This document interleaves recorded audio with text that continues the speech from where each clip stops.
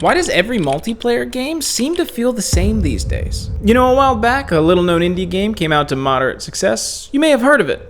It's called Fortnite. The release of this game changed the landscape of gaming forever and unleashed a fury of cringe, the likes of which this world had never seen before. You have to challenge them to an emote off, which I won't be doing. All right, Detonator, what is some trash talk you have for your opponents? If you are my opponent. Literally, what are they going to do in the next game? Yeah. Like that's what that focus is. That reminds me, I've been... Move! If you got no one, just move. It's all I want to see, some movement. I'm not seeing enough movement.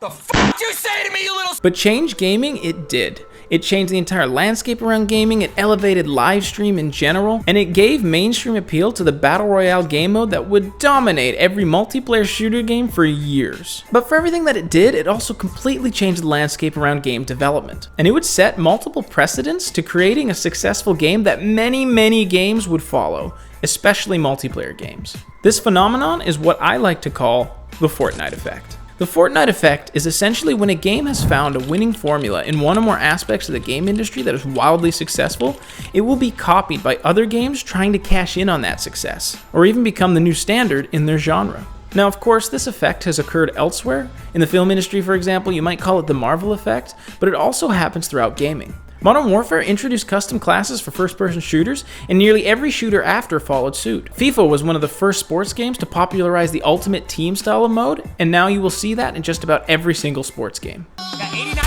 Oh my God! Are you me?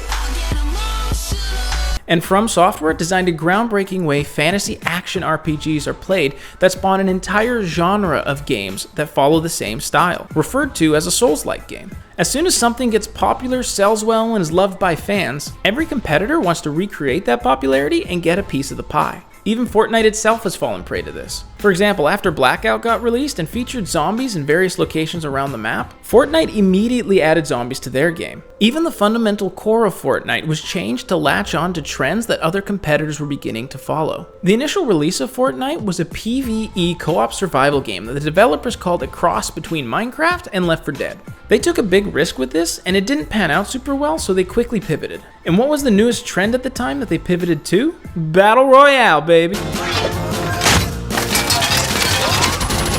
They would later rename the PvE part of the game to Save the World to distinguish it from the Battle Royale side. But why do I call this the Fortnite effect? Because there's not been a single game in recent history that has had such a widespread effect across the entire gaming industry. This effect has completely changed the way many games are created, designed, and updated. And there are several key ways that Fortnite has affected countless multiplayer games in particular. Starting with the first victim, the first corner of the industry that was affected was the art style. Fortnite was able to accomplish something that very few games have been able to accomplish, and that is appeal to a wide variety of ages and demographics. Part of this appeal came down to the colorful, playful, cartoonish yet realistic art style. Juxtapositioning the colorful and unique characters with guns, explosions, and general killing means that not only will the art style appeal to younger gamers, but also to older players as well. I love the young people. This makes it pretty universal and removes any barriers that more mature games might have for kids or more cartoony-ish games have for older adults. And because of this, tons of publishers have copied the same style